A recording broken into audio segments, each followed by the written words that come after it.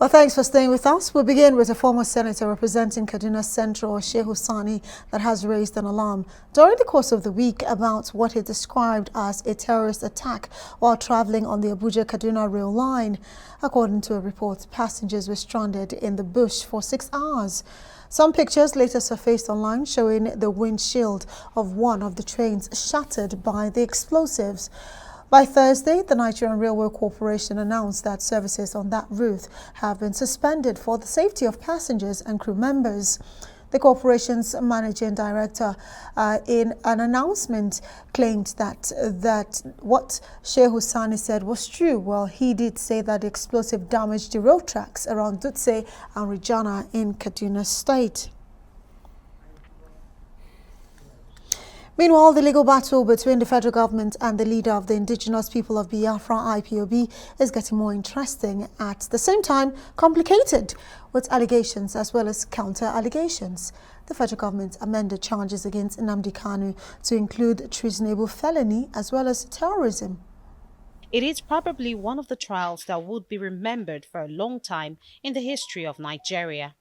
The trial of Nnamdi Kanu, the leader of the Indigenous People of Biafra, IPOB, is stretching both the prosecutor and the defendant to their limits.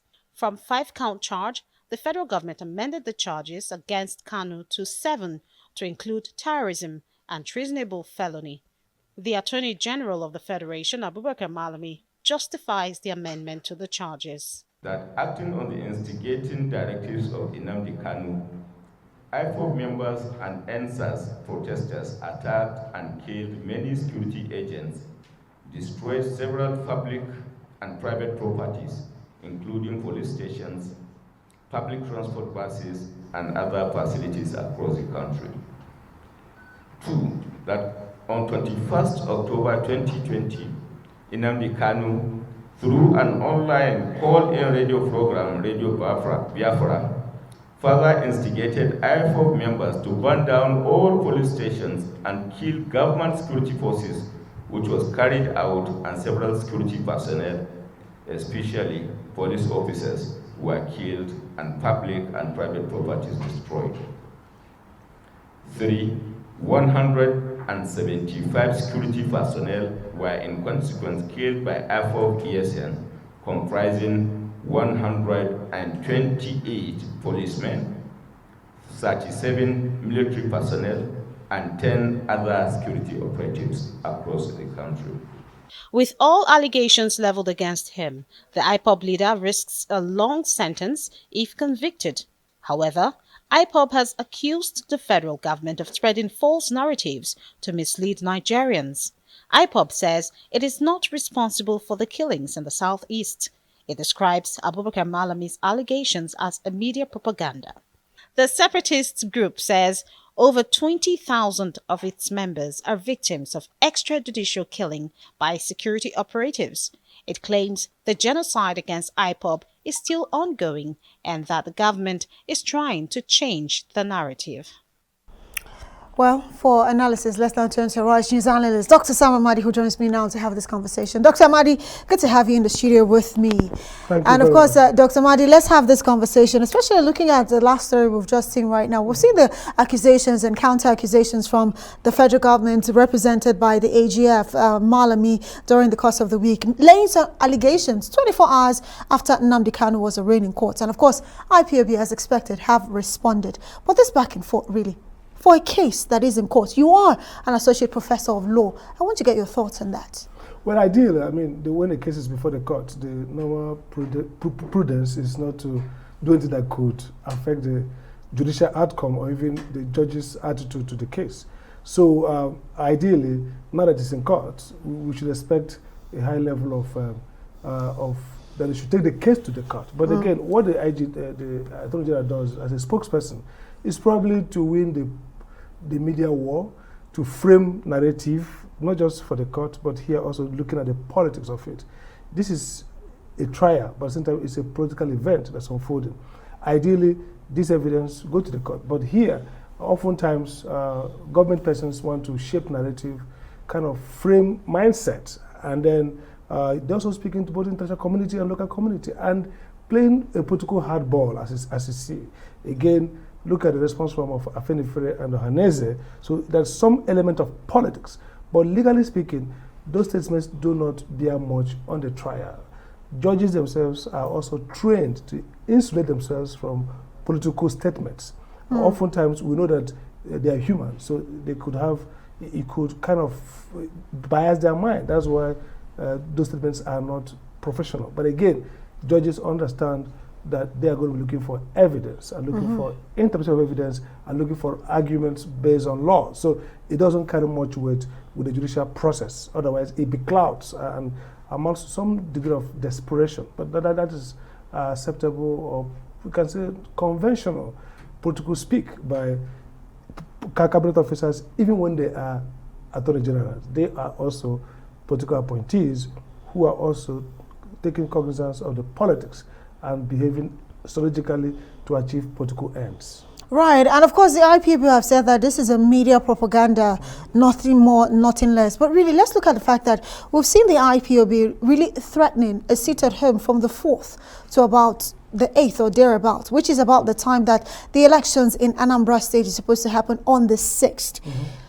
The AGF's stance, does this really help in any way to douse the tension in the southeast, which is, you know, really getting higher by the minute, especially as we tilt closer to the gubernatorial polls in Anambra State? Well, it doesn't. I mean, it's putting too much pressure on the governor of Anambra State, who probably by now is ransacking his brain, thinking about how to ensure two things. One, that the election goes through, and that is important for Anambra, for Southeast, and for the country. Again, look at the collapse of education. Anambra is top in terms of performance. So the governor will be thinking about, we are hearing that they're also trying to make Saturday a school day to compensate for the loss of Monday. And so the statement by the Attorney General at this point, when the matter is in court, when he has opportunity to put those evidence in court, is not the right thing to do. Now, people are talking about political settlement, looking for an exit corridor, you know, out of this case. Oftentimes, these are political cases. I mean, there are very high-level criminal justice issues around them. But most often, the critical driver of this is politics. So argument is that we could actually have a political settlement. So such a statement that kind of infuriates Ohaneze, infuriates Afenifere, creates, you know, degrades from the possibilities of a settlement. But going back to the idea of lockdown, I mean, it's becoming tragic for Southeast. I mean, it's actually worse than Northeast. I'd like to tell you why. You see, when you engage in conflict like in Northeast, entrepreneurs, investors understand that the state authority is battling insurrectionists who they are trying to contend. And those insurrectionists are not controlling civic behavior so much. Now, when a group comes and places a region under a curfew, if you like, that is total destruction of rule of law. No investor, because uncertainty, you know, you won't say that the state government is battling insurgents who they can use firepower to vanquish and create some peace. We are dealing with high-level warfare in a civic manner. So a non-state actor totally degrades the capacity of states to maintain the basics of law and order. So this is dangerous for the Southeast. It's equivalent of a slave enclave. It's like a slave enclave. People say for 5 days or thereabout, you should stay at home. Now, this is not even a public holiday. In public holidays, you have movements, you move around. Absolutely. But this is sit at home. And so I think it's dangerous for the zone. And also a kind of a critique of the leadership capability in that zone. We shouldn't continue to allow non-state actors freeze. You are actually even taking me to my next question, because like you have highlighted, we've seen beyond the economic impact, where we're seeing trucks loaded with goods from people from the southeast being burnt down, or even from other regions of Nigeria at the end of the day. And we're seeing an impact on education, what is critical for the future. But the handling of the entire crisis, not just about the president at the center now, but the leadership in the southeastern region, really. Yeah. Are they handling it the right way to actually help, not just, you know, to douse the tension, but the people of the southeast whose pockets are actually suffering from all of these activities? I think before now they have not, but I think they're rising up now. There's greater meeting, greater idea about Ohaneze meeting with youths and the governors. So that process should intensify.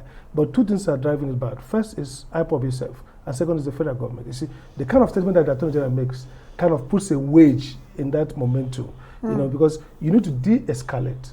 And what that requires that all this demonization should be kept for now. Let Ohaneze and the governors and the youths and IPOB themselves meet together. This is just, it has to be politically settled. But what the leaders cannot do at this point is be cowardly, is to be absent-minded, and not kind of consciously think around the notion, not just about the immediate financial cost, but the fact that you are putting in system an idea that someone can take off government and exercise authority at the highest level. The state is the monopoly of violence. And so when a state loses the capacity, when a state is now being dictated to, when some people, no matter how well-meaning they may be, they might be the best people from heaven, angels, but once they now start telling citizens of states where they're not elected to do, when they should go out and come in, then they have crossed the red line. You would expect two things to happen: that the state governor should be more intense in discussing and finding a political settlement. At the same time, assert the power to protect the people.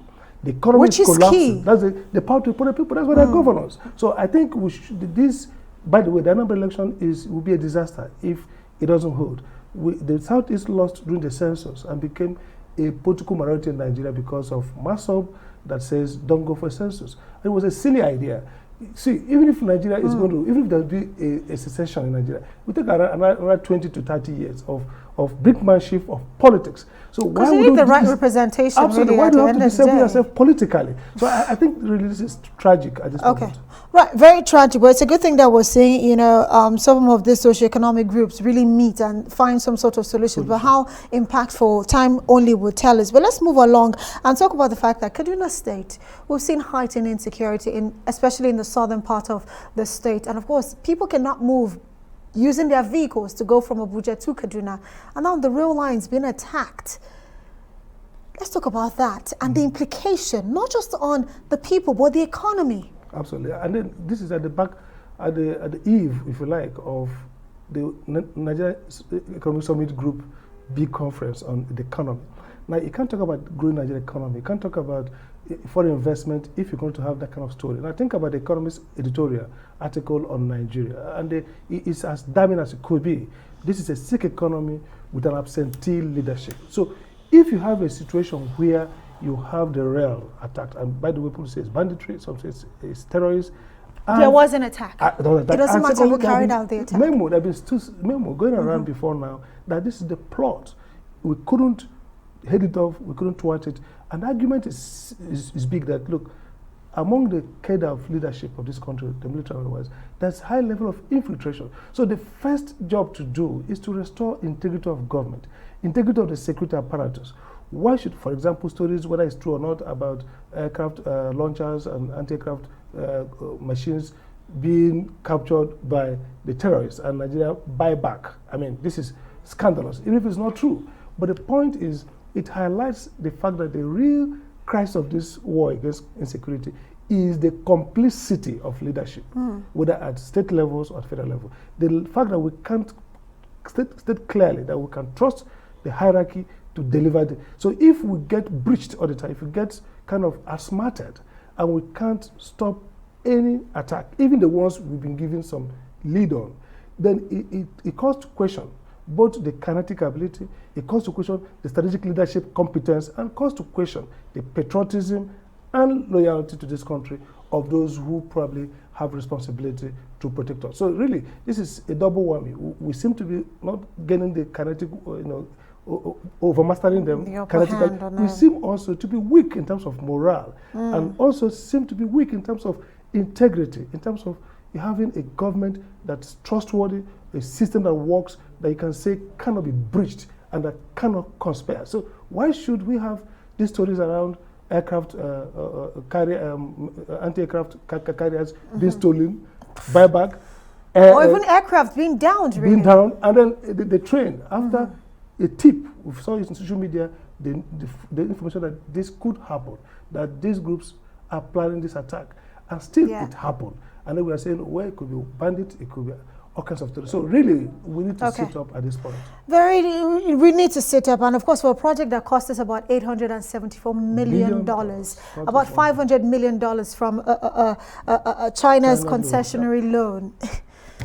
Dr. Amadi, thank you for joining us today.